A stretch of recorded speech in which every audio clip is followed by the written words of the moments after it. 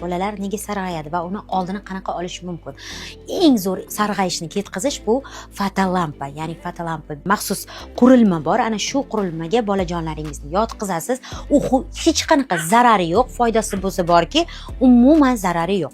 Bolalarda tug'ilgandan keyin 3-4 kundan keyin sarg'ayish, ko'zidagi sarg'ayishlar shundoq paydo bo'ladi. U juda ham zarar, bolani miyasini shunaqayam ezib, shunaqayam qiynaydi.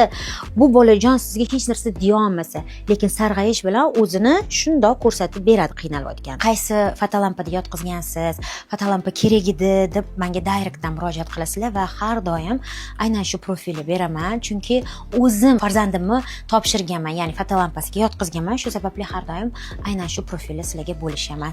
Hozir ham mana o'zimni yana bir marta shu profilga ehtiyojim tushdi va shu profildagi mutaxassislarni chaqirdim.